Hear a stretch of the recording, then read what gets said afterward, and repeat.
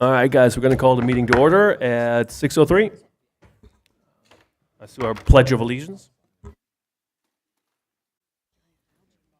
All right. All right. Marcy, any announcements? Yeah, Nick is here to go over annual meeting. So if we can move that agenda item up, that would be great. You want to do it now? Sure. Let's do it.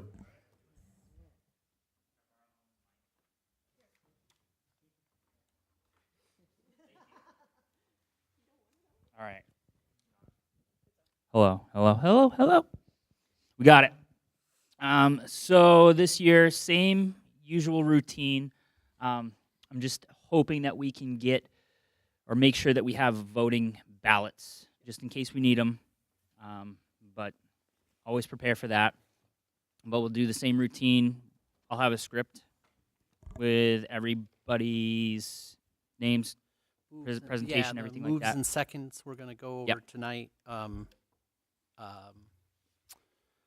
Ballots, we have the packs that we usually have had.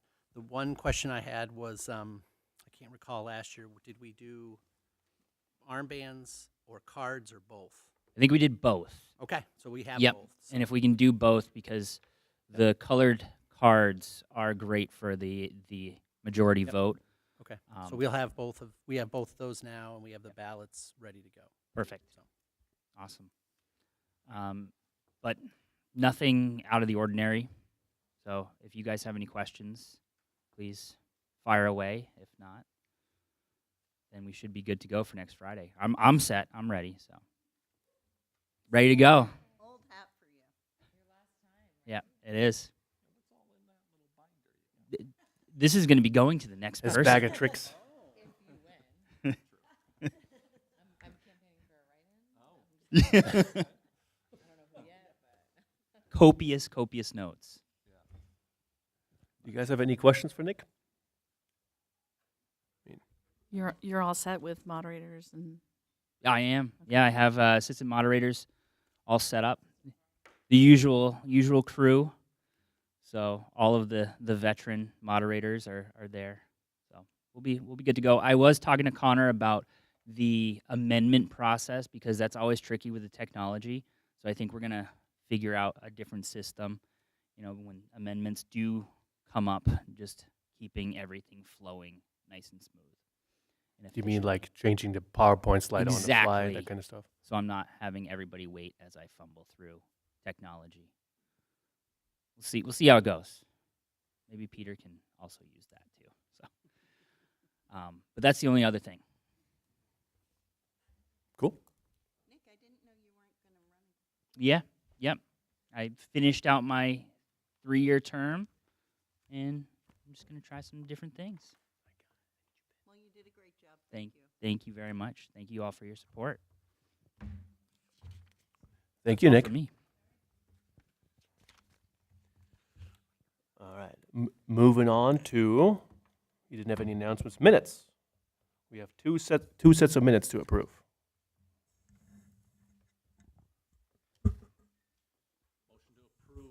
Motion to approve the 2 sets of minutes. I'll second it. Any discussion? Yes. There was, on the February 5th, Judson Malone's name is with 1D.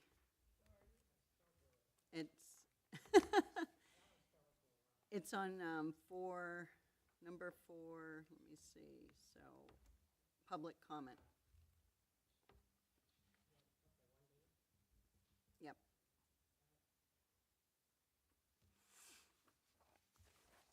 And then on, let's see, 12,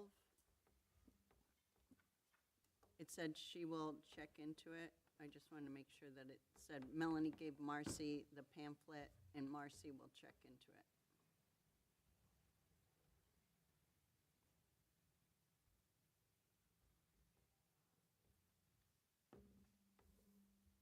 Thank you, Wendy. Are we on the, yeah, February 5th meeting minutes? for the January 8th meeting minutes, it says, I pointed out the highlighting quirk with D. That was Melanie. Under the minutes for January 8th, 2026, on the February 5th minutes. So it's minutes A, January 28th, 2026, second line. Because I didn't know there was, and then on Thursdays, February 19th, Sarah, it should be Everton, not Elberton.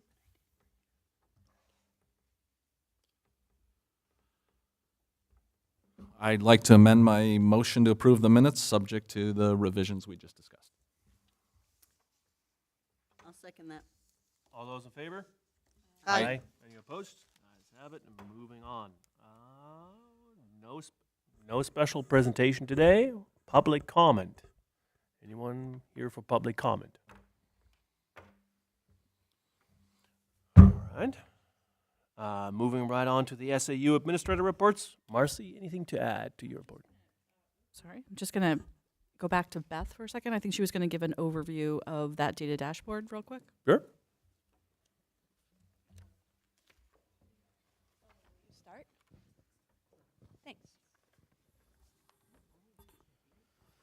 Yeah, so Melanie had shared some data from other districts and had us look at it, and with the idea of what could we do for SAU 67 that would be similar to it. And the one thing that stuck out to me as I looked at them was there was some great data there, but they were all PDFs. And for me, if we want a data dashboard, we want something that can grow with us and we can add to or remove as needed, and something that's just super fluid. And we have all kinds of data that we've collected over time for over a decade, and at least, and that's New Hampshire SAS data is primarily it. But we've also there's just living data that the one that I think of all the time is how many students are in clubs at the middle school and other things like that, in sports and engaged in that. And the goal that we came up with was to create a data dashboard that tells a story. It tells the story of SAU 67 and tells the individual stories of all four schools and how they come together to create a great opportunity for our students to graduate and then become successful. I think Beth did a really incredible job because we all just dumped data at her and said, we don't know how to make this look good. And Beth did a wonderful job with Canva, and she's going to kind of walk you through some of that. And I think our goal is you take a look at it and what's missing, what would you like us to accentuate more, and go from there and see what we can come up with. I don't know how often we'll update it. I mean, ideally every sports season, because there's going to be different numbers of kids involved in sports, and also when we redo our assessments locally at all the different schools. So there you have 6 times right then and there each year that it could be updated. But other than that, I think Beth should jump into this and kind of walk you through the fundamentals of it. But yeah, I'm super excited. I think you did a great job. Awesome.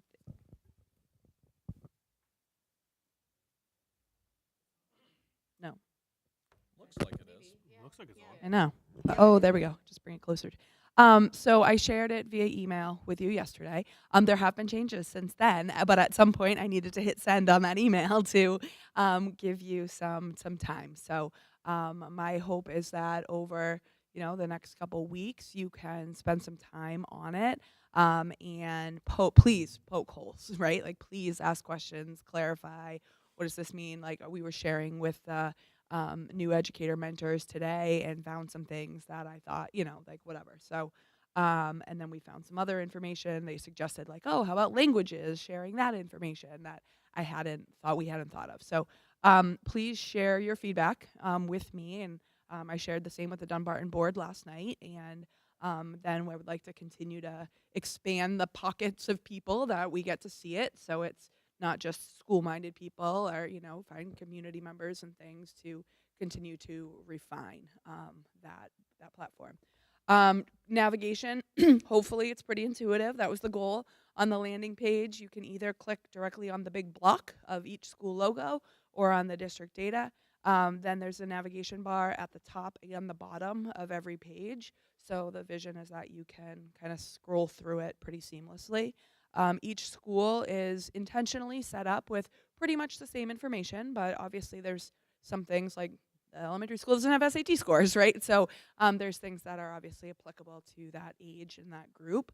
So I tried to make sure the contents were similar enough, but also the nuances of those schools. So are there any initial questions or comments or glaring like, could you please do this right away? Or that was horrible, don't do that? So I would say I looked at it earlier, and already I can see some of the changes Yeah. that you did, and it looks really great. I think on first, glance, I think it's very user friendly, very straightforward. But I'll try and come up Yep. with some ideas Awesome. when I dig in more. Thank you. One initial observation I have is that it is much more user-friendly on a desktop or laptop version than it is on your phone. I first Okay. opened it on my phone, and the hovering over a certain bar of a bar graph doesn't really work on the phone. So it's Okay. it's way more powerful when you actually go on it on a laptop or Okay. computer. Thank you. That's I knew that there was a phone version, but I didn't look at the userness of that much. Yep. Okay. Beautiful. Thank you. Can you tell how many people, or if you can't, I think you should, how many people visit it? Because either you're probably not devoting the right amount of resources to it. If no one's going, we shouldn't be spending a lot of time on it. And if it's getting overwhelmed with activity, then it should become a priority. Yep. So I don't know if you guys can tell already or Yes. whatever, but Well, definitely keep track of that is my Yes. point. So one of the benefits of Canva is the Canva analytics are great, and they're embedded into it, and you can tell not only the number of users, but you can tell what page and how long they're spending time on each page, and Right. you get a decent amount of analytics out of that. So obviously it's not super wide yet, but I will absolutely be monitoring the growth of that as we roll it out. Any other initial feedback for Beth? Just one thought around what Bryce just said. Once you open the door to this, the genie's out, and it's hard to put it back in. And yeah, this right here, this took a lot of time. There's no doubt about it. I think as you update it, it doesn't take as much time. But if we do find that there's not a lot of people going to it, I would agree. I don't think you want us putting a ton of time into it, but we have to have something out there once we start it, because you can't really take it back. You can, but it's not a good look. And you don't want to have old data out there. Right. No, Mhm. no. But when we frequently get asked about rankings, etc. I mean, this is exactly the place where you want to look at it. I mean, look at the SAT scores that are in the high school. Look at the reading proficiencies at the elementary school. I mean, that's where That was intentional. When we thought a lot about what we wanted to capture, and so we obviously want to capture some of the measures that go into that. But that's not everything, so that's why we included the co-curriculars in there as well. There's also cost per pupil in there, which I think is important. So Very important. yeah, We can have a scavenger hunt, like we have an employee from 1980 who was hired, so there could be raffle prizes. No, I'm just kidding. A lot of good good content in it. Awesome. Thank you for taking the time to look at it. I really appreciate it. awesome. Anything else for you, Marcy? no, just so I updated you on the strategic planning process in my report, and then you may have seen that the survey, along with a short video, went out today. We've already had, and it's live numbers here, about 230 responses so far. So that's great.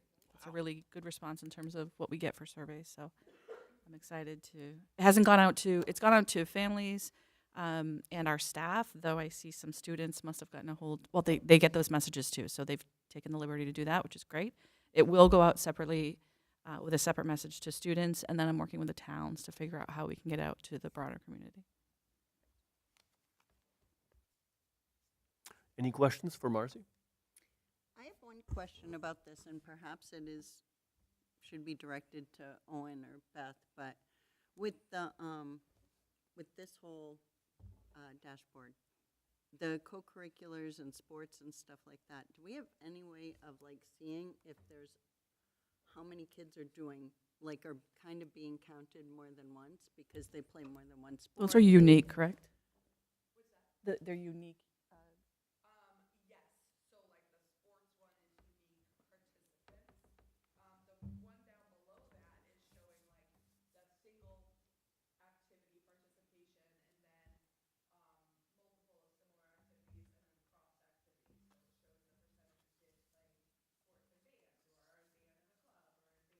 Okay. All right. Thank you, Beth. This looks great. All right, moving on to Dwayne. I don't have anything to add to my report. We're going to go over a bunch of stuff later in the agenda for annual meetings, so I'll wait for then. The one thing that I would be on the lookout for the board is I'm going to be sending out, I think, probably early next week, a finalized site, well, not finalized, a proposed site plan for the Memorial School solar project. That shows, where poles will be located, where it goes underground, where the transformer would be, similar to what we sent out, because the landfill project has to cross school district land in order to do that. So I'll be sending that out hopefully early next week, along with the latest version of the lease agreement on the project. So it's kind of getting through Dunbarton's annual meeting. It's kind of had a couple back and forths on the site plan. So that's our plan. So that will be sometime next week for you to look at. Sounds like fun. Any questions for Dwayne? Where do we stand with that lease? So it is one of the strangest negotiations I can ever remember being involved in. They go quiet for long periods of time, and then they act like, hurry up and let's go. I don't remember. I think we made some changes, and we sent it to them, and I don't think we've heard back from them. Nope. I think. And the version I have, one of the things I need to do is check and see if the changes we proposed are in it. And I have not done that yet. So what you're going to give us what they recently gave you? Yes, yes. But if it doesn't include those things, then I just need to tell them what happened to the stuff, because I never heard. Yeah. My assumption is that they sent it back because they put the stuff in. They didn't have any questions on it, but I always have to check that. But I think almost as important is the proposed site plan. Now, I mean, obviously the panels go on the roof, so there's no real site plan associated with that. But, as we've kind of now learned, this is kind of new for me, that, to get from the roof to the grid, which is basically from the roof to the power lines on Bow Center Road, takes some stuff to do that. Yeah. And some of it has to be above ground, and some of it has to be below, and there's a transformer involved. So there's stuff, and we just have to make sure it fits, the use of the Memorial School first of all, and then is it something that's acceptable and looks good and does what it's supposed to do. Anything else? All right, we're going to move on to Jessica. I don't have anything to add. I think you'll notice my reports go between regulations, legal stuff, and stuff that we have going on, or special ed process. So this month I just wanted to update you on some of the things that we do around this time of the year, give a little insight into sort of our child find obligations and how we make sure that we're meeting all of the student needs, and having a robust MTSS system really does help with that. So I just wanted to point that out in this report. If you have any questions, I'm happy to answer. I have one. Sure. So the child find, does that just do IEPs, or does it do 504s as well? Child find's an obligation for IDEA specifically. Yep. So we don't do. Well, for any student with a disability, we want to provide them with services. So we, if a student is struggling, we pursue all avenues to provide them with an intervention, and we try least restrictive first. So sometimes that's a 504 plan that doesn't require all of the kit and caboodle, so to speak, that goes along with an IEP. But yeah, it so could be they either still- avenue. But they still fall under the cat. Okay. Yeah. So it's more based on. Yeah, the definitions for child with a disability shift a little bit with 504 from IDEA, but it's generally the same concept, that you want to make sure students with disabilities are receiving what they need, and that includes accommodations with a 504. Oh, Yeah. thank you. I would just add that child find responsibilities start at age 3. 504 does not until they're in school. Oh, okay. All right, any other questions for Jessica? I will have one observation, not a question, but I can't looking back at the dashboard here. I'm looking at BES, and this may be a total coincidence here, but a BES, if you look at the data, like the red bar, the tier 3, I think, right, is 10%, 8 to 10%, something like that. If you go to Bow High School, that red bar shrinks to 3%, 4%. Is that because we try to do as much services in-house and get those tier 2 students up to tier 1? Or how come that at BES we have 10% of kids exhibiting tier 1, tier 2, and tier 3 needs, but then at high school it goes down so much? Yeah, I can hear Beth kind of. This is a great question for her. Yeah.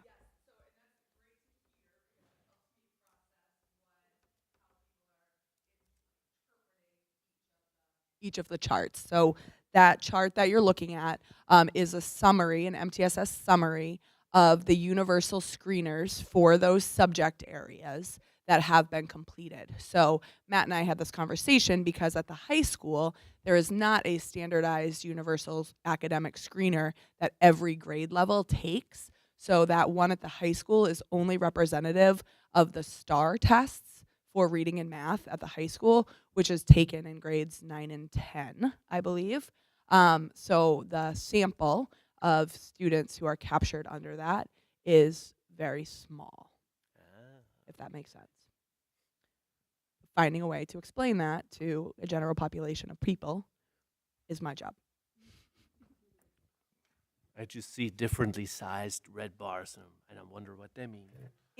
And to know, I can't go down a data hole forever, but tier 3 does not always equal special ed. Right? So what I thought you were going to say was that the number of identified people was not the same as the number of tier 3 people, but identification doesn't always mean special education. Gotcha. Okay. Okay. Cool. Any other questions? All right. Moving on to Owen. The only thing I have to add is Melanie had sent me an email earlier about the Great Escape and whether or not we would have speakers based on neurodiversity. We don't have enough funding to get a specific speaker for that, but we would be working with the New Hampshire Department of Education again. And I think last year we tried to get some special ed representatives from there to the Great Escape, and we weren't able to do that, which is unfortunate because there's a wealth of information there. Hoping to do that this year, and they certainly would be able to speak towards neurodiversity for sure. And so it would be represented far more than it was last year to answer that question. But other than that, unless there's any other questions, I don't have anything to add. Any questions for Owen? No, but thank you, Bowen. All right. Moving on to our student representatives. There's nothing really to add. Everything's going well. Everything's peachy. Yeah. Yeah. Thank you. Well written. I have one question for you guys, though, and this might be for Mr. Fisk as well. So with the Chuck-a-Duck Yeah. activity, I saw that the reward was Mr. Fisk's parking spot for the month of March, Yeah. which I imagine is pretty coveted. Very generous of you. But what do you do for kids that don't have a car or cannot yet drive? What are their rewards? Yeah. It's in on the black market. Yeah. And the joke's on them. Technically, Mr. Fisk's spot is under a snowbank right now. Oh, oh, well, that's not right. We give them Oh. Miss Barth. So do we have a reward for kids that don't have a car or are too young to drive? I think the kids just really liked playing Yeah, Chuck-a-Duck. I don't know if it's so much as of the reward as it is just like the idea of winning something and like being part of like a school-wide competition that's also benefiting like a good cause in that way. So yeah, I don't know if like the logistics are as thought out. Okay. Thanks, Eva. Yeah. Excellent. Moving on to our building principals. Since Lori isn't here, Melissa's Melissa. here.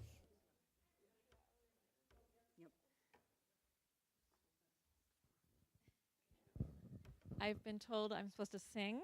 I've been told I'm supposed to speak for 15 minutes. I don't think that's true. Hi, everybody.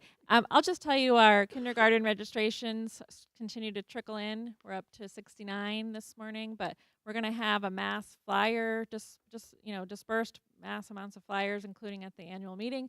So we're expecting numbers to keep coming in and helping families get used to using Alma in that way. So.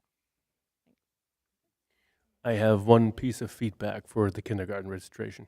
Wasn't it supposed to be so much easier if you already have kids in the district? You Correct. don't have to upload proof of residency and all that jazz. Yes. My Alma doesn't let me do that. I have to go through all the hoops, and I'm dreading it. So I understand, and Chris can probably speak better to it, but we've heard that feedback Okay, loud and good. clear. it's not just And me. we have a staff member dedicated to that work, Elliot, under Chris. Here you go.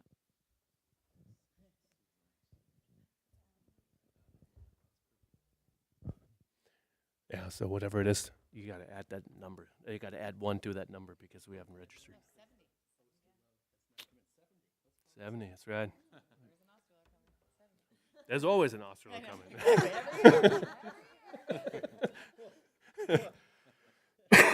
Should I? Any questions for Melissa? No? I All do right. have one question. How are the kids doing around what happened with Miss Kruger? That's a great question. Well, asking about her, making cards for her. Cards are getting delivered to her.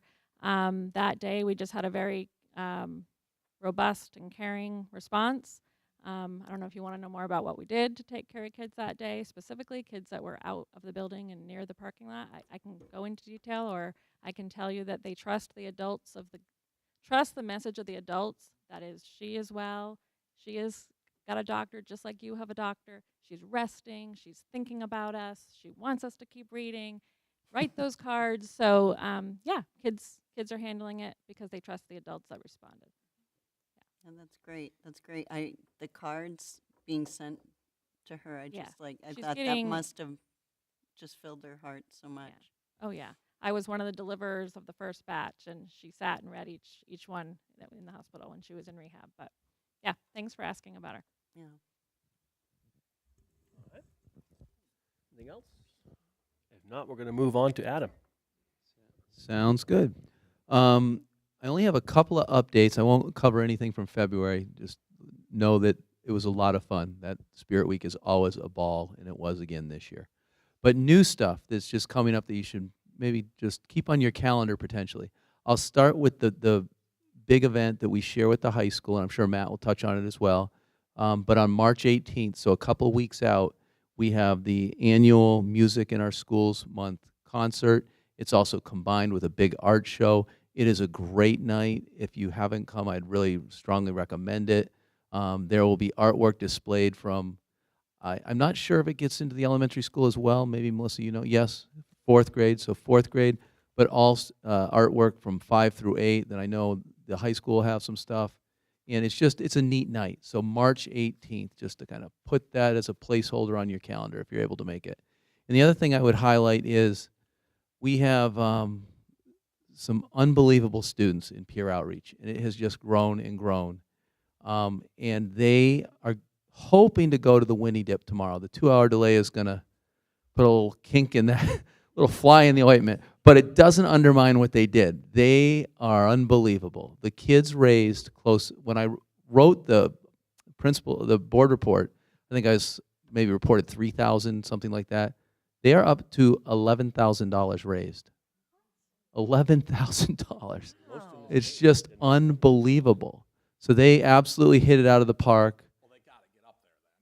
Well, I know I don't know how, that part's going to be tricky. However, they have a plan B. So if they can't get up there, there is a fun plan B. Yeah, well, that was suggested at one point, but I'm not sure the pond, when you have to cut a hole in the ice to get them in, that feels wrong. Send them to the river. But we will come up with some very cool way to celebrate them, because that is an unbelievable unbelievable result. So good for them. So those were the two things I really wanted to hit this month.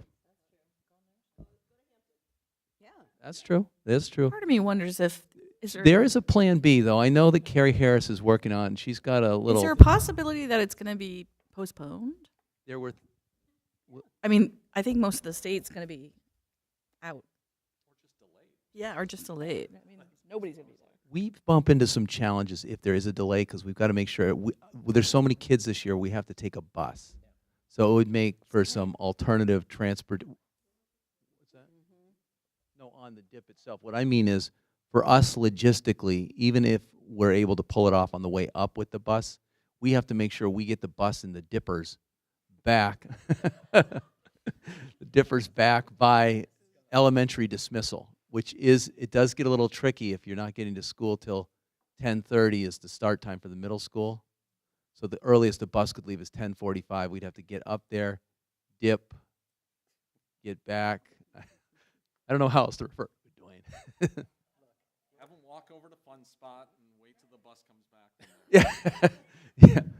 And anyway, it is just awesome. So I did want to highlight those kids. Those kids rocked it. $11,000 is unbelievable. We will find a way to celebrate them. And I know Carrie Harris has been thinking a lot about ways she can kind of help with that, even if they can't get up there tomorrow. It's a very cool thing. Why can't we just postpone it though, Adam? That's not an us thing. Yeah, it's Special Olympics. It's it's way bigger than us. Way bigger than Bo? Believe it or not. Wow. That's crazy. I will say that Miss Harris is an excellent salesperson. She's got those kids. Come on. Yeah, get she did a everyone great job. donate, There's get no everyone question about donate. it. Oh yeah. I helped her carry all the banana suits in today. They have like however many banana suits they're going to dress the kids in. They did a theme plunge last year as well. And it's just kind of taken on a life of its own. The kids love it. No, my boss donated and had me pledge that I will jump in too. So. Oh. And he donated a lot of money. So Martin, I Martin hope we asked for a brought remote a day tall tomorrow. banana suit then. No. He requested a remote day. Yeah. All right. Pure coincidence. All right. All fun aside. Anything for Adam? All right. Moving on to Matt. Just a couple quick additions. Since I wrote the report, our wrestling team became 3-time state champions, which is an incredible accomplishment, and our coaches are fantastic. Our student athletes, amazing. Our robotics team is going to be going to the World Championships. They are also going for the 3rd straight year in a row, which is also pretty amazing. Tomorrow we have one of our students who's competing at the finals for the state for Poetry Out Loud. She's going to do a great job. Our English department is going to be offering SAT prep during flex time for the verbal portion of the SAT. So both math and English will be offering SAT prep sessions. Tomorrow, we have a performance by a professional musician who travels the world. So she'll be here performing for our students in the afternoon. And then we have a dance on March 14th. We have a dance on March 14th. I'm looking forward to it. That's it. I have one question. You talked about SAT scores and the 0 scores with students not participating. Do you have a rough idea of how many zeros we had last year for SATs? I can give you that number, but it was over, I'd say, between 15 to 20. Thanks. And so that's one of the reasons why you've seen the messaging that I've sent out. So making a real, and I think part of it is to make the explanation that even if you're not going to college, this is a really good opportunity to sit for a standardized test because so many professions require some sort of test for certification, police officer, electrician, whatever it might be. So that's really been the emphasis, is that this is really valuable for whatever your future plans are. Thank you. I think we appreciate that. We know it has a big impact on the ratings and rankings. I have, this might be for Dwayne, but I feel like I read somewhere at some point in time that when you win 3 state championships in a row, that they make you move up a division. Am I making that up? I'm making that up. Okay. Well, is there any thought of that, or we couldn't compete at the higher level? They just put people in where the for 2 more years in the division they think they're in. They're still in 3. I think like that day is really I love that day. Like going to the wrestling tournament, and Marcy and Matt were there too, and it's a super competitive tournament. And I think Division III, 4 or 5 years ago, and we were one of the teams. A bunch of teams couldn't cover all the weight classes, 14 weight classes. There's a bunch of teams now that, for whatever reason, Division III, the participation's gone up. Certainly for us, it's gone up dramatically. But so I think it's a very competitive division. We didn't win by a lot. It was very close, and Winnisquam was excellent, had a great day. White Mountain was great, and so it'll be tough next year, I think. We had a lot of seniors, so it'll be great. Is part of this increase in the wrestling because of the Bow Brawlers and them getting kids when they're so young? That's definitely part of it, and it's also our coach. Yep. Billy I think it's is amazing with the kids, but definitely having a feeder program helps any sort of sport. Yeah, I'd give a shout. Brock Hoffman, who's not the coach, but I mean, this guy is like the ultimate salesman. I mean, he's an unbelievable individual, and I mean, all for 15 years, I bet he's been. The high school kids were brawlers before, and he really built that program up. He's incredible. He was our high school coach for Yeah. A few years, 4 or 5 years, and I mean, who wouldn't want to participate in something when you go to the Jingle Brawl and see that? If you thing go to the well, you probably all have been, but I took my family one year, and it was awesome. It was awesome, and the amount of people that come out for it, and the kids that are out there, it's a testament to how much work they've done. No, it's incredible. And there was one little girl, I think I was there the same year you were. One little girl was like a spider monkey crawling all over some guy, like some grown man. I was like, this is the best thing I've ever seen. Go girl. Like, it was so fun. All right. Anything else for Matt? Excellent. Moving on to Chris. I don't have a lot to add here. We are going through a cybersecurity audit with the Atom Group, so we're in the middle of that right now. They're evaluating our configurations to make sure that we've applied best practice to the various systems that we maintain here at Bow. We have internal and external vulnerability assessments scheduled for April 2nd and April 9th after hours. The purpose of those engagements is to essentially try to break our network and find out where we have any vulnerable attack vectors, as they call it. So we're looking at that. We're also looking at our processes for securing student data, and just generally how we protect our network. So we're going through that right now. I've been through these audits many different times. I think we're well positioned, and we've made some significant improvements for the district over the last year and a half. So I'm excited to see what the report comes back with. So. We're also doing the E-rate funding, which is very important for the district. We get a 50% discount on a lot of our tech needs here. One of those that we're looking at is the recabling project for the district. We have vendor walkthroughs on March 10th, so that's next week at 9 a.m. They're going to be walking through the various buildings and just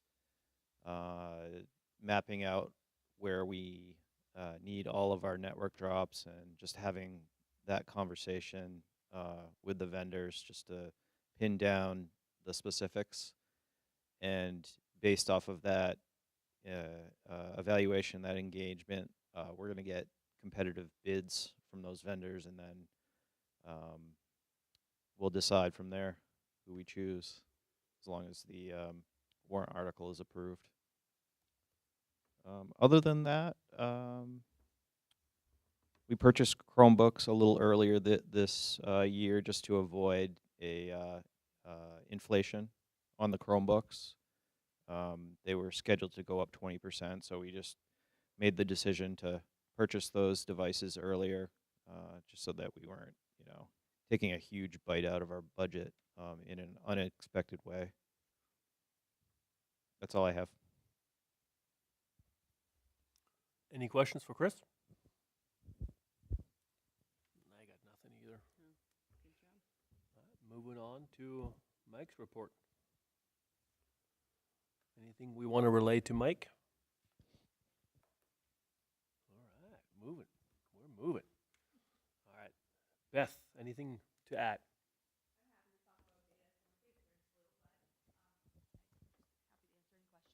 Oh, anything else?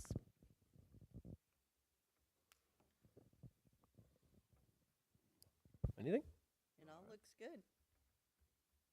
That's right, it does. All right, we're moving on to the action agenda. Manifests and vouchers. Was over here last time. Oh. Me? Okay, I'll make a motion to accept the manifest, thank you very Ending in. much. Ending in, the period, ending in January 31st, 2026, for the amount of $3,919,489.86.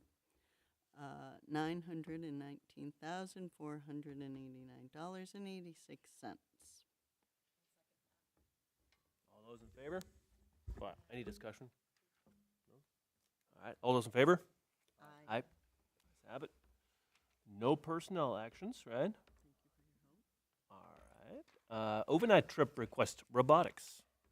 Yep. So you heard Matt talk about our robotics team and their success, and this is the third year we're coming to you to ask for approval for an overnight trip. And I am just pulling up.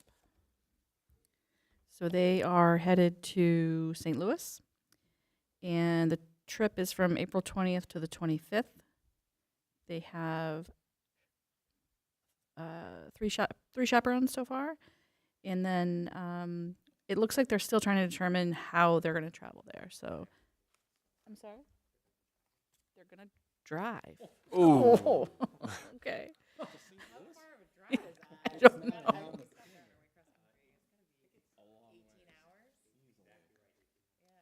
They do spend a lot of time with each other anyway, so I guess this is okay.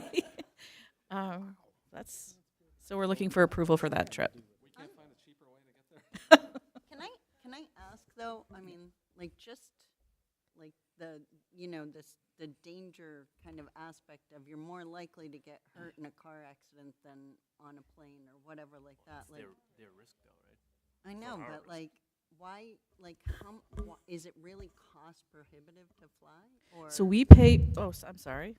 God, I hate these things. We pay for like the fees for them to enter the tournament, anything that's associated with participating in it. That we pay for that, but otherwise they would need to fundraise for the rest.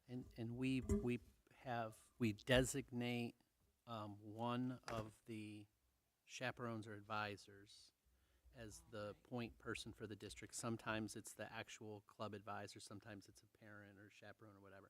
We pay for the travel expenses for that person. And so creatively, when you talk about cost prohibitive, we will reimburse the travel expenses for that person, and if they're all going together, we're reimbursing the travel expenses for that person, so gas and mileage and stuff, and they don't have to. That's the other piece to it is that all the things they have to bring. Correct. I mean, a robot is The robot. I mean, there's a we've had teams in the past fly. Yeah. We've had teams in the past like go with other teams or rent a big van or whatever, and so there's a lot of ways people have gone, and so we'll work with whoever's designated as the person and make sure they know what they have to bring back and give to us and stuff. So we'll send them on their way.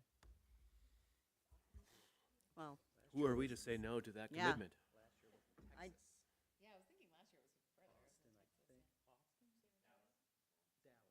much easier drive. Yeah. All right. I guess all those in favor of approving the overnight trip?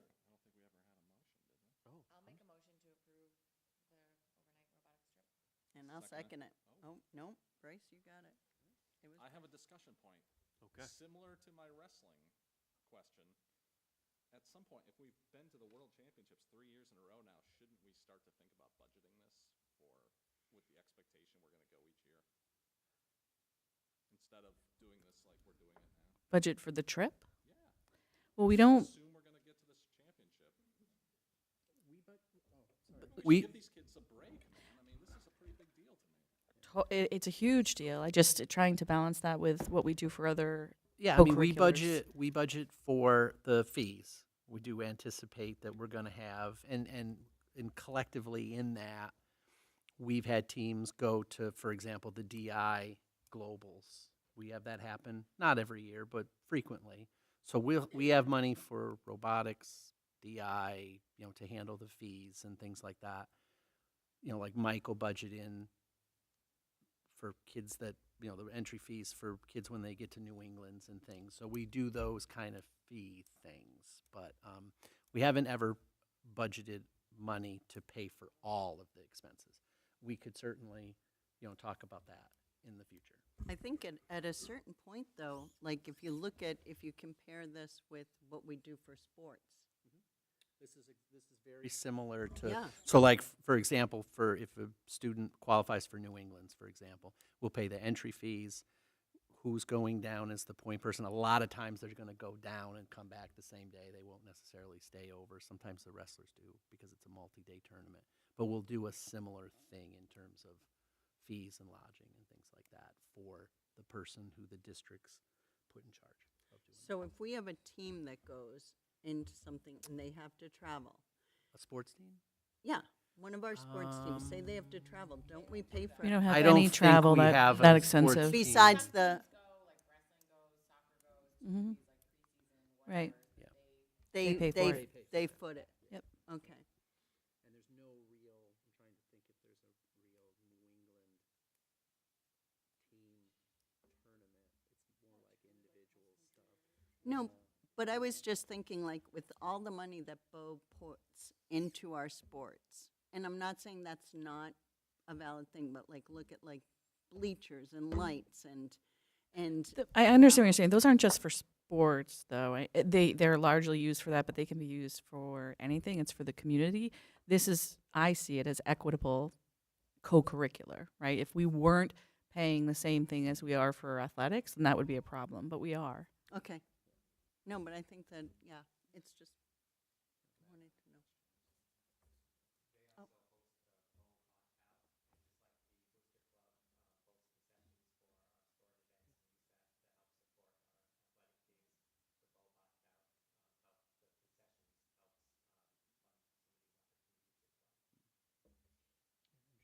I would like to encourage our chairman to think about an agenda item, maybe the next meeting or sometime after that. I won't be here. But, we're talking about world championships. We're talking about global competition. Like, I think it's apples and oranges, what Melanie's saying. I mean, these are all local sports team stuff. It's just totally different. But my question to you is whether we should be basically doing more for someone that's at the freaking pinnacle of whatever it is. I mean, a global competition, like, are we doing enough? That's all. And I don't know what the answer is. And maybe the answer is yes, we are. But, yeah, maybe we should be doing something more to either help them pay for it or celebrate that or whatever, because that seems Or pretty both. impressive to me. Or both, that's a good point. Whatever it may be. And Yeah. maybe these guys can think about some thoughts on that. But anyway. Yeah, it'd be certainly interesting to know if those teams are, trying to scrape by, pinching every penny, et cetera. So do they need more support? Sure, we'll look into it. That's a valid observation during your last meeting. Thank you. First Point. one in many years. So I think we had a motion, right? Wait a second. We discussed it. Any other discussion? All right. All those in favor of approving the trip as presented? Aye. Any opposed? have it. Moving on, extracurricular fees for homeschooled or EFA students. So you asked us. Bryce. I know where this is coming from. I know where it's coming from. There is a distinction, and I'll let Dwayne go into the nuance of it. But there's a distinction between an EFA student and a homeschool student. So essentially, we don't. There's nothing that requires us to allow an EFA student to participate in extracurriculars, whereas homeschool students, we are required to allow that. I think the other distinction is a homeschool student that whether they participate in extracurricular or take a class at any of our schools, they are counted in our ADM count, and therefore we get some amount of aid in adequacy. So there's actually, you're going to do this, but you are going to receive something, because we're going to report that, and we're allowed to do that. An EFA student does not show up in your ADM count and can't. It's actually excluded. They're given a SACID number by the state, and if they show up in our ADM count, it's an anomaly, and we have to fix it. We get no aid on them. So you can do a few things. You can say, yeah, you can just do it, come in, in this example, participate, and we won't charge you anything. You can do the exact opposite of that, come up with some calculation and charge an applicable amount for them to participate. I've seen districts do both. We had an example this year at one of our schools where we had an EFA student that was kind of, it was looking like it was a homeschool student. We didn't know it was an EFA student. But then the state told us, nope. And so we determined a tuition charge for the class that person was going to take and presented that bill, and the person then was no longer an EFA student. They became a homeschool student, because you can't be both. You can't be a homeschool student and an EFA student. That doesn't work. Although they look similar, they're not the same. So what we've kind of done administratively is if we have an EFA student that wants to participate or take a class or do something like that, our bent right now is that we'll charge the person accordingly, because you're not going to get any aid for that student. Can I ask what the determining, like, I think so, maybe. I'm assuming that for each class, the cost could be different. Like if you're doing a science class versus. Well, it's going to be based on how long the class meets and how many periods it meets at the high school. Right. Haven't had to really determine a per class cost at the middle school, but we do something similar. How many periods a day does it meet all year, and how many periods in that full amount of periods does the class meet? So whatever that percentage is, because that's what we would calculate for a homeschool student. That'd be the partial ADM number that we would be reporting. So if the person was at the high school and was taking one class and it was full year, there's a proportion there, and that's the ADM count that we would have for that student, and you would get something for that kid. Why would somebody choose to be homeschooled but not take the EFA? I think there's a lot of reasons for people to go the homeschool route, and I think there are people who are homeschool and are not EFA students. I think it's a personal decision. I think that flexibility is part of it. That we have homeschool students who in the past have participated in a variety of classes. They've been on sports teams. And that's basically guaranteed. Like you kind of have to, not kind of, you have to do that. Like Right. that's in the homeschool, statute world, is that I want to come in and take, I'll just use this example. I want to come in and take chemistry at the high school. Great. Come on in, take it, enroll you, and we'll count you, we'll take attendance and all that stuff. If you did that, you would have to pay. Now, could you use the EFA funds to pay for what we charge you? Sure, I think you could do that, but I mean, I don't live kind of in that world, but I think, and I do think prior to this year, when there was an income cap on the EFA program, I think a lot of people weren't eligible. Mm-hmm. I think this is going to become more prevalent when the cap has come off, and I think there are people who are going to try to potentially, and we've seen the one example, kind of live in both worlds. Right. Well, I'm a homeschool student, but I have an EFA. Well, you can't do both, and the DOE will tell you that. I also don't think it's something that was considered as EFAs were rolled out, right? So being home educated is different than being homeschooled, which sounds silly, but it is, right? You can be home educated and take the EFA or live under the homeschool law and not take it, but be able to participate as you like. And I think like open enrollment, I think it's in a lot of flux.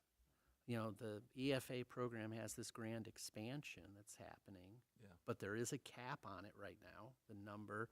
Now they've met the cap, so there's an actual increase for next year, which is in the statute. I can't remember if it's this could be wrong, but I think it was 10,000. They met the 10,000, so now it's going to go to like 12,500 next year. There's no income cap, but there's bills that just make it 100% universal. It's like everything's off, and anybody who wants to do it can do it. At the same time, on another track, there's legislation that would really kind of repeal the rest of the limited requirements on people for homeschool. That's being talked about. Like basically, there'd be no notification and no requirements on homeschool at all. So that's happening. And then on another track, you have open enrollment, and how does that fit in to all of this? It's, you know, I think one of the unknowns is we really don't know how many homeschool kids reside in Bow. We really don't. I mean, we have a number that we kind of give because these are the numbers we know that we have. Those are the people who notify us. Right. But technically, if you Yes, were in they're another supposed to. district and you said, I'm going to homeschool, and you move, you don't really have a requirement at that point to notify your new district. I think you're supposed to, but you don't have to. So I think the number of homeschool students that the Department of Education says that they have is really not an accurate number, but that's not a fault on their part. It's just, I don't think there's a real good number. A homeschool student in the world of, not the current open enrollment law, but let's say it's universal open enrollment.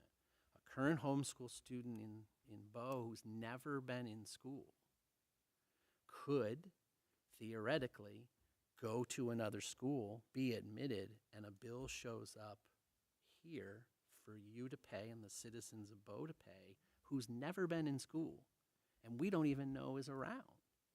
And I think that's for me is the difficult thing in all of this to plan and budget for and do all of those things. And I think that's going to be, for all of us, I think that's going to be part.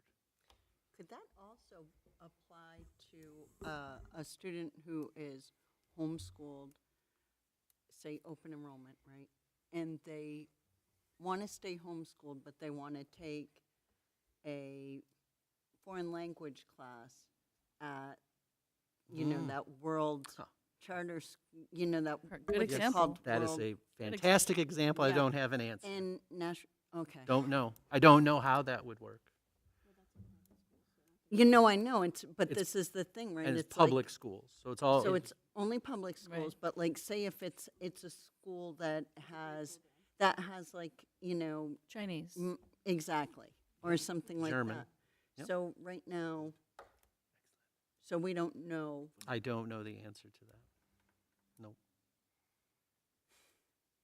I mean, there's several things that are part of it that is unknown, and there was an update today. I think it'll be in tomorrow's paper. There's an update on the current law and the districts around us that have warrant articles on open enrollment like we do, and the big yellow town in the middle of the map that is undecided is still Concord, and nobody really knows what Concord's gonna do, and I think that's a big unknown for us because we send to them right now almost 90 kids for CRTC, and I think an easy thing for the CTE centers, and this has been discussed in my world, is the easy thing for the CTE centers is basically those students just stay.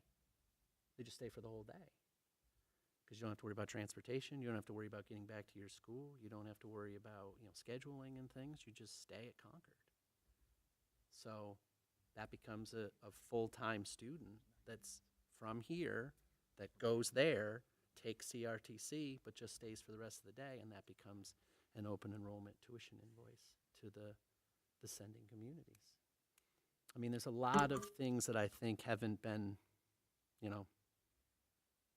formalized and all of that. Not to go on a tangent, but is there any update on that? Yeah, so I think I shared with you that there was a sort of call to action, and we did that. We participated in that, and since then, what has happened is they have put that in committee of conference, which basically means there's more work to do.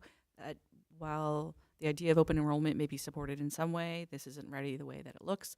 So they have to try and figure out if they can make it palatable for this legislative season. But I am cautiously optimistic that's not going to happen. But we should still have the warrant article. Absolutely. Yep. All right. Well, I guess back to what the original subject was. I saw on Twitter, I think it was, of all sources, very little information, but it basically said Merrimack Valley School District had decided that anyone getting EFTs had to pay a pretty hefty amount of money for, I thought it was just sports. I mean, a lot. Like, I want to say basketball, it's like $550 or something like that, which got me thinking, oh, that's really interesting, because those individuals are taking that money from the school district, but then trying to take advantage of being part of the district, which I don't mean that in a negative way, but I thought that's not a terrible idea. So that's kind of what made me think of the issue to begin with. And it sounds like outside of, let's say, extracurriculars, we kind of do that already. It sounds like, Dwayne. I mean, the example that we have, that is exactly what we did. And it wasn't like an arbitrary, we're just going to pull this out of the hat. We did a calculation and figured out what that class basically would be based on the tuition calculation in the area agreement. And that's where all the numbers came from. Co-curriculars, I mean, I don't know if Merrimack Valley charges a co-curricular and an athletic fee. We do. I mean, we certainly wouldn't charge nothing or less than what we charge our own, for lack of a better word, regular student attendees. Right. But, yeah, I mean, we would charge something for that. I mean, even the student who, Dwayne gave the example of who was taking a class, I don't think it was intentional, right? No, it was. no. I think people just don't know. I They think there's they great can do this. confusion because home school and EFA can be kind of together, muddied together, and you can feel like, well, I'm both. Well, technically, by the letter of law, you can't be both. But and it wasn't intentional. It was like, oh, I didn't know. Mm-hmm. And once we did that, there was removal from the EFA program, and then it was just like a regular homeschool student, and then became part of the ADM count, and it was fine, very easy to do. So.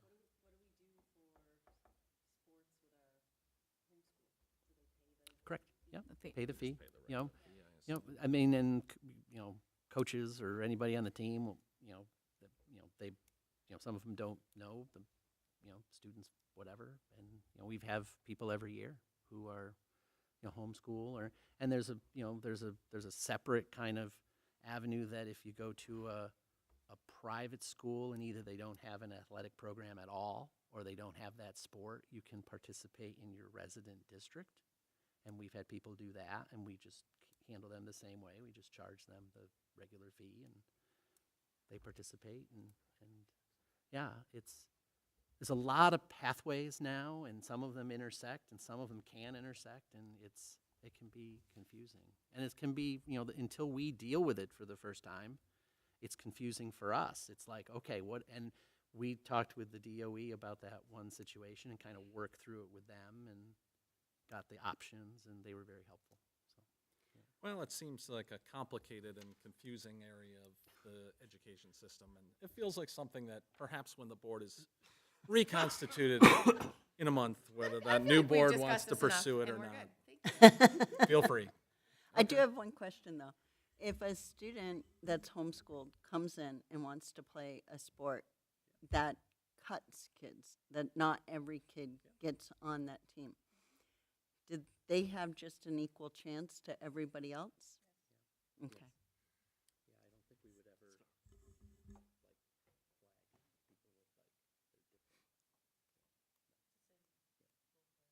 Just putting it out there. Okay. Anything else here on that topic? It would be, maybe for future reference, would be interesting to know what other districts around us do with EFA students. Do they charge them, just to get an idea? And do we know how many EFA students we have here that would want to sign up? So what revenue could we be talking about? Is it $100 or is it $100,000? I don't know. Do we have, how many EFA students do we have in Bow? Well, it's hard to know, right? You don't Well, know. well, when they take the check, we have to know, right? Not if they weren't enrolled here. We're not The- paying them the- directly. The payment doesn't come from us. It comes from the Children's Scholarship Fund. So when they remove deal with income that. limitations, so think about if you have a child in private school, Mhm. right? And originally the EFA, you exceed the income requirements.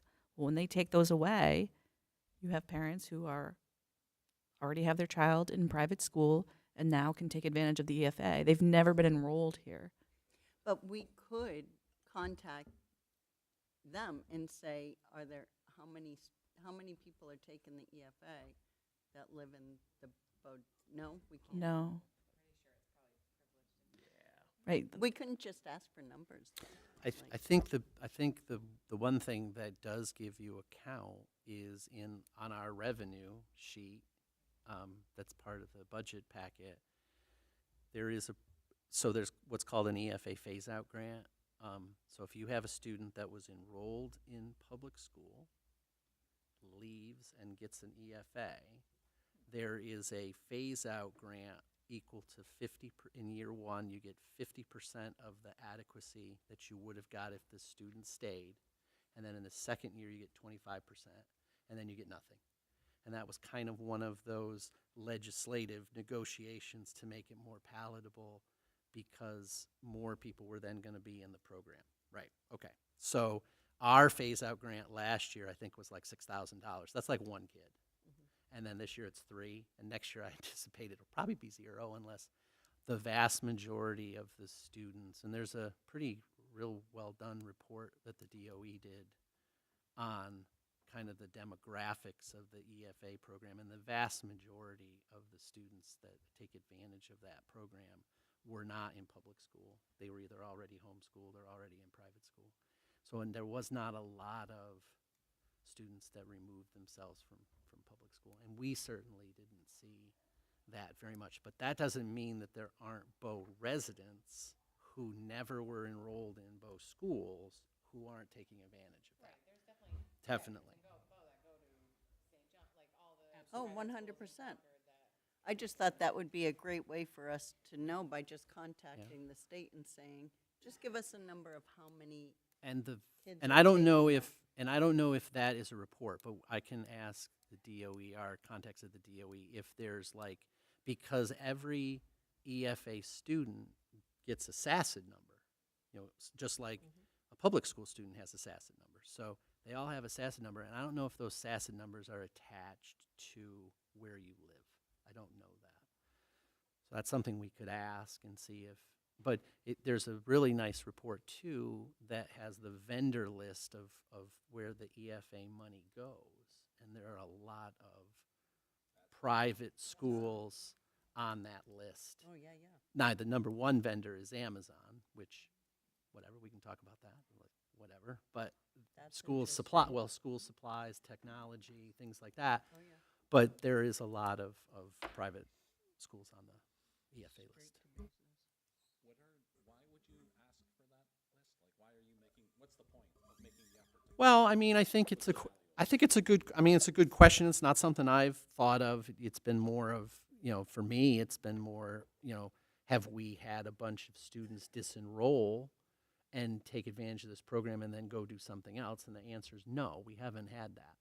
But, more of a curiosity thing, if that report exists, I mean, I don't know, that's a data point that, here's whatever number of students that, live in Bow that take advantage of the EFA. We wouldn't have names. We wouldn't know who they are necessarily. But, and again, I don't know if that exists or not. But Well, whenever you get bored, you can. Now I was just curious.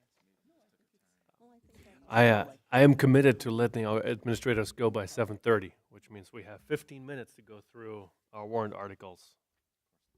Do you need them for the warrant think you articles? I don't think we need them. I'll hear them on Friday. Great. I can read I them think, right here. yeah. I think if you guys want to go, Don't run. very well. Yes. Yeah, watch Yep. out, Marcy. Okay. She's going to push you out of where's You my? might. I'll take my name tag with me. So in the wait, I'm gonna.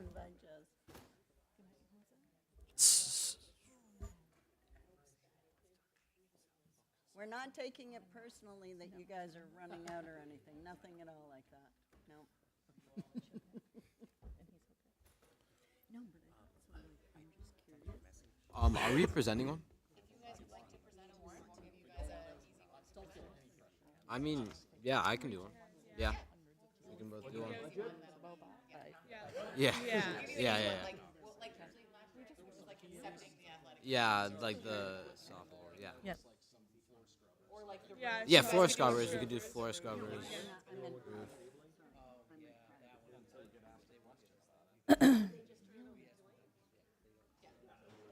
Yeah.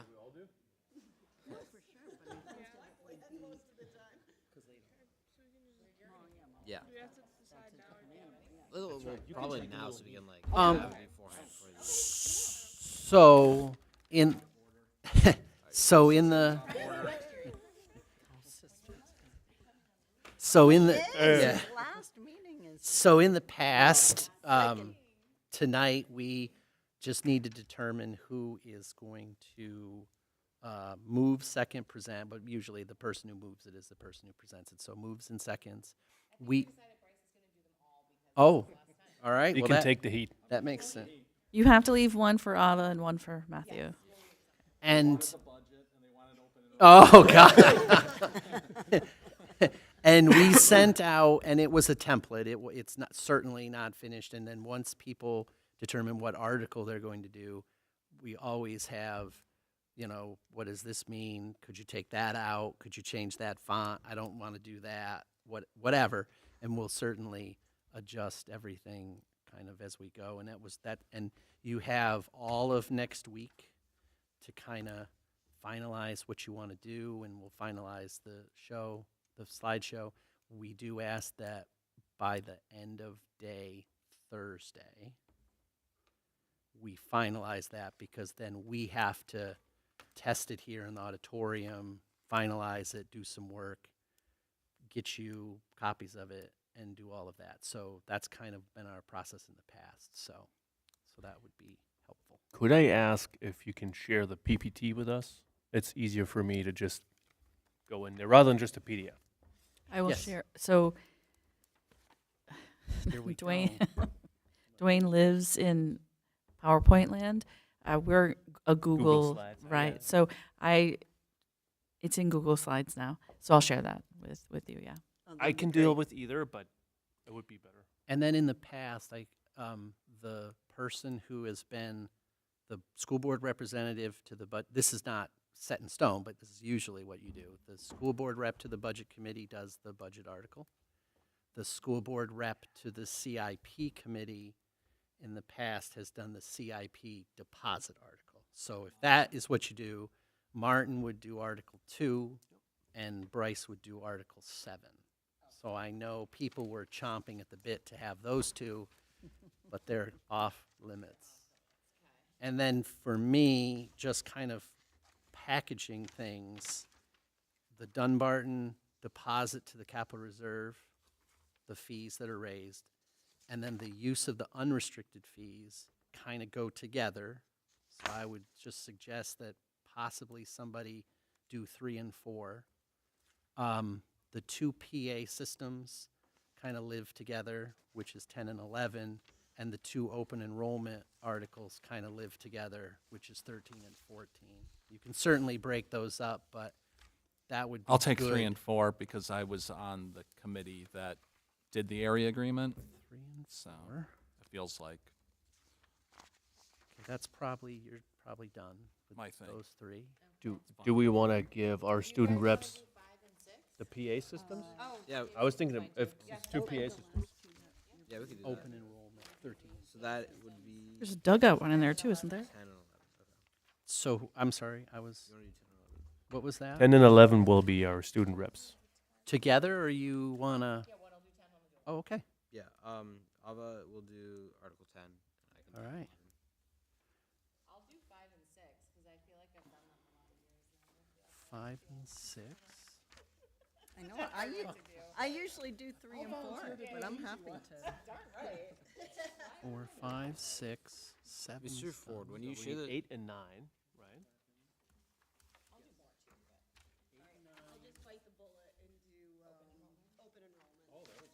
Oh, she deserves a cookie. That's 13 and 14. What's your swap with Jenna? Do it. I'm not saying I won't do it. So that leaves retabling, some custodial equipment, and a roof at the high school. Oh, very I'll do one of Melanie. You don't have anything yet. I don't have anything yet.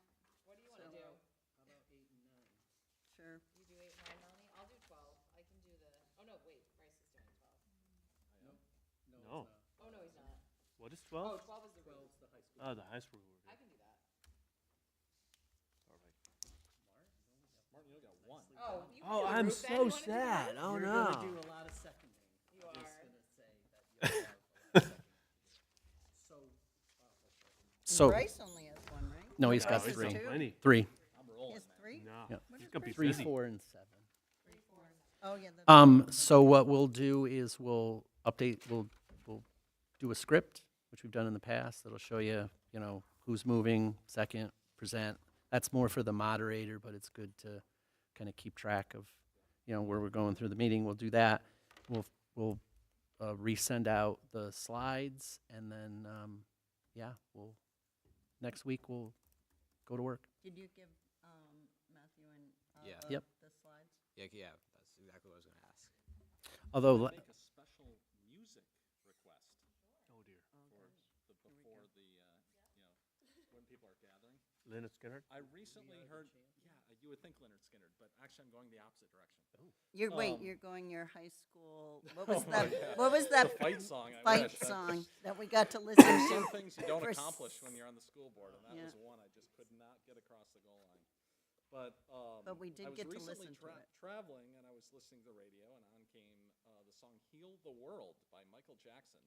And as I was listening to the song, which starts out with little kids talking, I was like, "Damn, this would be a great song for the annual school meeting because it's like very focused on basically kids and making the world a better place." So anyway. Do you mean as when people filter in and, Yeah, and people are Connor filtering in. blasts some music here? Yeah, exactly. Are we having dinner before, like usual? Okay. No? Or Just time. wondered. 5? Do we do 5? 5? Is that enough time? The meeting's at 6. Can we not do the pasta? Oh, Really? Yeah, there was like chicken, there was like grilled chicken and salad. Didn't taste and like it. Tremendous. wow. Was I here? Yeah, I don't remember Common Man at all. Well, it didn't say common man, but it was chicken and salad and something else. Yeah, I love Okay. their common salad. That's why I remember. Surprised we I don't support know the this. only restaurant in town, but that's okay. Oh, you want Chinese food? Oh, gosh. Angela does not Please, do no. that. That would kill my stomach. Why, what's on Tuesday? What? The select board does not have dinner before their annual meeting. I was on the phone with a select person the other day, and I mentioned that we're going to have dinner. And she's like, "What? You have dinner? You eat before it? We only have little snacks." Yeah. All right. We're good with warrant articles. Yes. We're gonna move to public comment one more time. We're going to have another one. No public comment. We're going to go to board committee and delegate reports. See if we can do this. Yes. Thank you very much. Bye, Abba. Bye, Matthew. Thank you. I usually would dismiss everyone. You guys are welcome to stay, but usually people say goodbye. They're very excited. Yeah, policy? Nothing? Didn't think so? Wait. What? Hold on. Start up policy again. You guys are gonna start up policy again. Marcy, when are we going to start doing some policies? A policy, we have our PD day next week on March 10th, and I have an hour and a half with nurses. So because there's nursing policies that we need to address, so I will be getting them those to look at, and then bring those to you and Bryce. Well, to you and to you. Thanks. You are a board member until April, the April meeting. True. And that is Yes. true. You So, swore an um, oath. We don't sign the, we don't swear the next person in until. Sure, I'll take a look.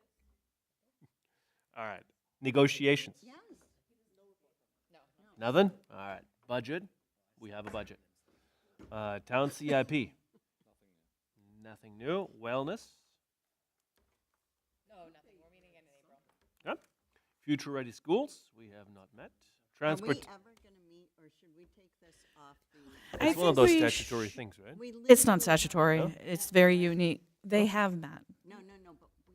Right. So I would recommend taking it off. I think it was, I'm not sure when it was put on. When I started on the board, that Future Ready Schools was professional development. Yeah. PD, we met with Roy, like, Yeah.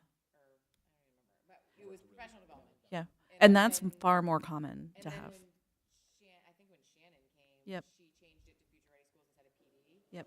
And so, and then we're not really involved in that. And the PD, the meetings were interesting too. but Yeah. I don't, yeah. And really, the Future Ready Schools represents a portion of our PD, but there's other stuff too. So that would be my recommendation. Can we just take it off? Yep. It's not required.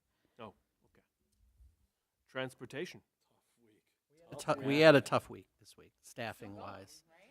I get texts every day. Oh, Bus yeah. 12 and 2 are combining Yeah. today. I'm like, okay. And it's a lot of not like long-term things, but it's just a kind of a bunch of things all together. And we hadn't had one of those weeks or times in a bit, and it kind of all came together. And usually it's like if it's a one-off and this person had to do this or whatever, a person's out, it's just a bunch of people out at the same time. So Just we're bad getting timing. through it. We're figuring it out. But for example, tomorrow we're having a hard time covering a after-school trip tomorrow.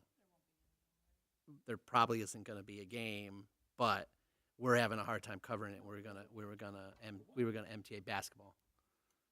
How So- would we not play? When would we play? Why would we not play tomorrow? Pelham has a rule. If they don't have I'm not around Saturday. if they don't have school, they can't play. Stinks. Our Yeah, kids were it's terrible. exhausted today from last night's game. Oh, yeah. That puts us at a huge That puts a disadvantage if we win. huge disadvantage for the team on Monday, right? Monday they play semis, right? Oh no, wait, maybe they don't play again until Wednesday. They don't play again until Wednesday. That's fine.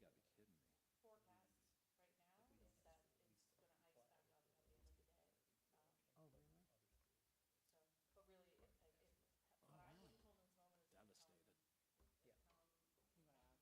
Yeah. I think that's around. Is it supposed to be worse there? Oh, really? Okay.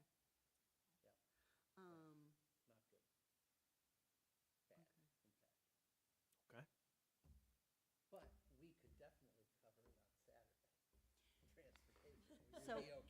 it's We could just, definitely do that. it's just too bad because this is also with what happened with Lori. And then you send out saying, please take the bus. And then all these people are getting these things like these two buses. It's just bad timing. It's just too bad. Nothing we can do about it. Nothing No. to do about it. Right. New Hampshire School Board Association. All kinds of emails going about legislative stuff. Other than that, nothing else. I did sign up for the special ed thing, and then honestly couldn't watch it, so I have the replay to watch, which I feel like sometimes that's better. I can do I agree.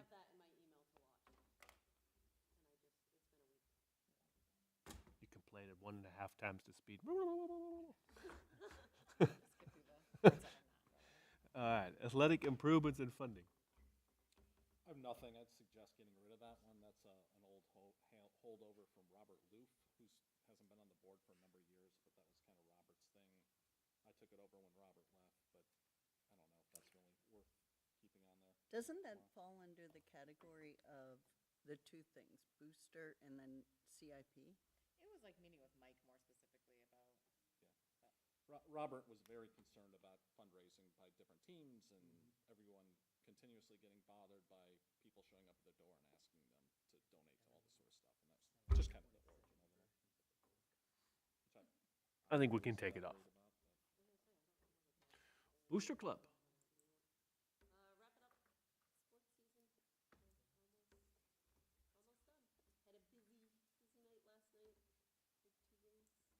Nice. Love it. All right, one more public comment. Don't think we're going to get any. Board. Oh.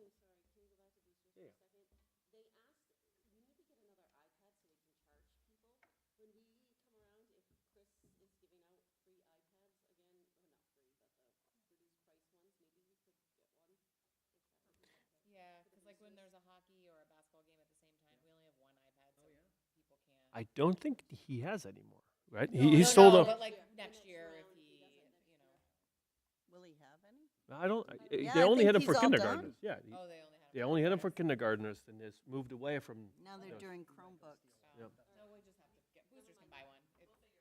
Boosters can buy one, but it would be nice if there was one. Even like football, there's 2 windows, so like you'd have to like run back and forth between the windows at football. So only one iPad. Yeah. But some of the swipey software stuff only runs on newer versions, so you can't buy a 6-year-old device and then Can't expect somebody it to. use their phone? We can use our phones. It's a pain. It's a real pain. You have to have the right passwords to get onto the Square app that we use. That'd be pain, yeah. And you have to have a swiper. Right, like part of it's just not having the app on a lot of people's private phones. Good point, yep. And again, if we don't have one, we don't have one. I just thought if there was. There might be, I think, I'm hearing things are happening over here, so. Board open comment. Bottom lads.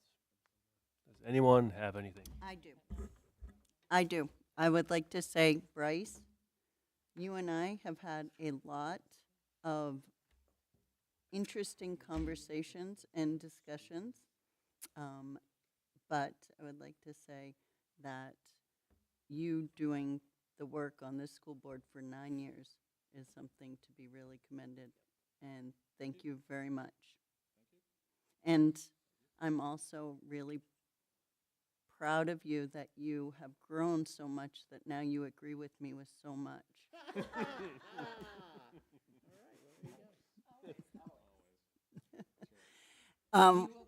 One other thing is, Dwayne, I would like to discuss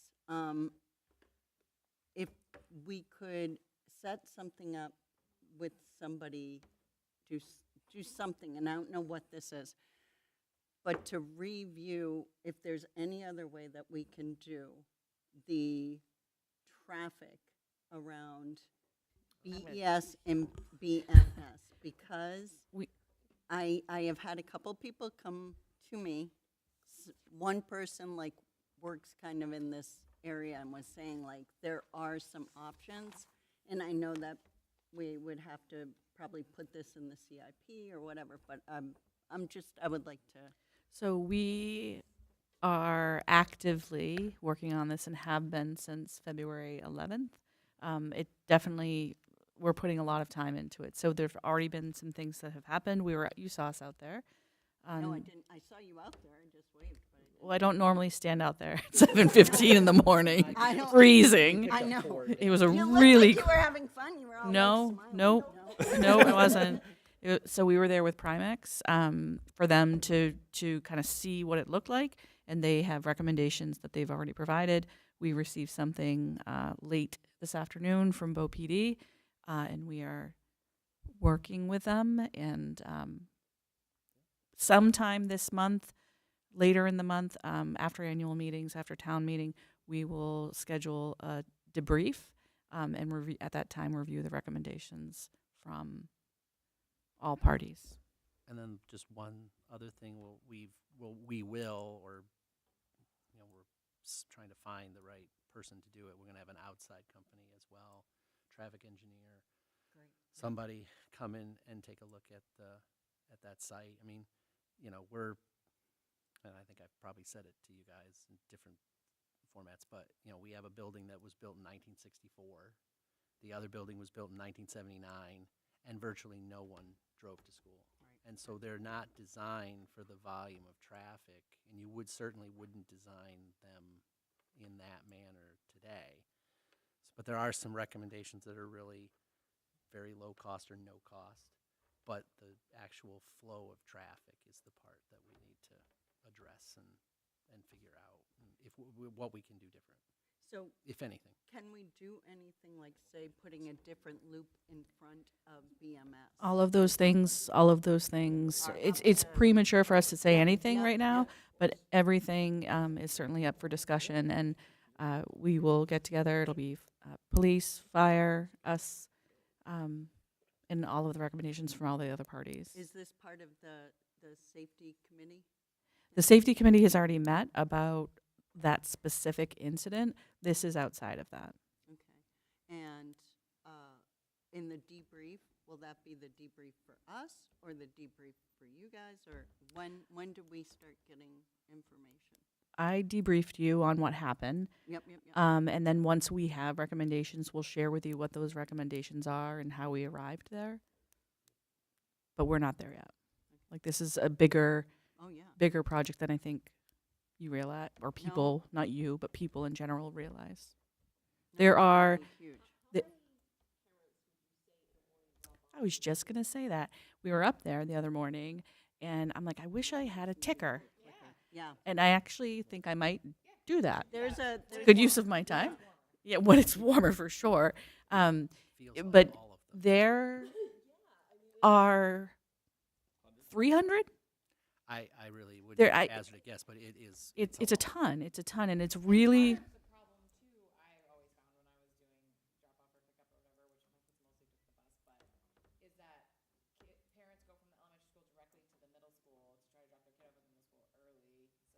right. Correct. It's changed. That drop off has changed.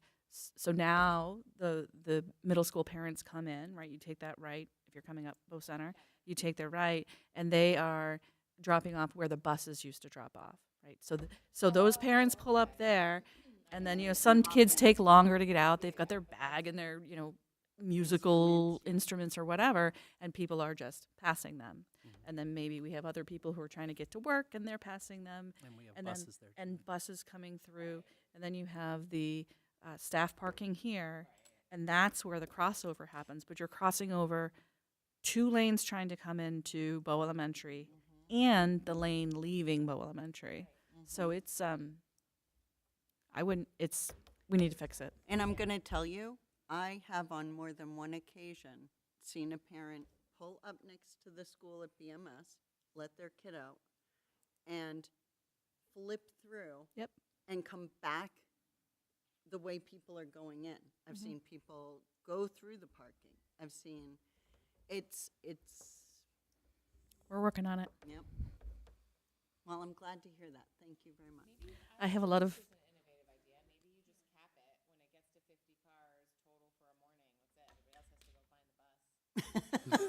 First 50 get to go. First 50 get to go. Will that work?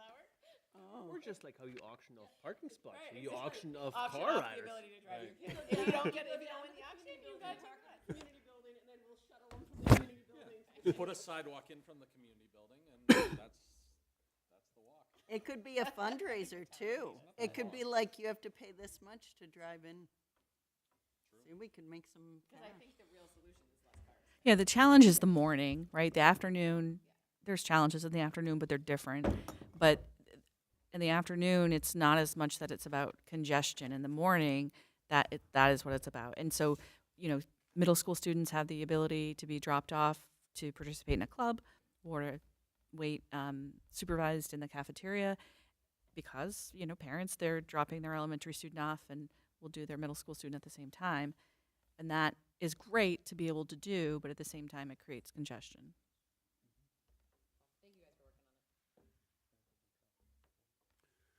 All right. Any other bottom lines, or are we ready to go home? I will entertain a motion. I'll make that motion. I'll Oh, wait a minute. No, make the motion. Motion to adjourn.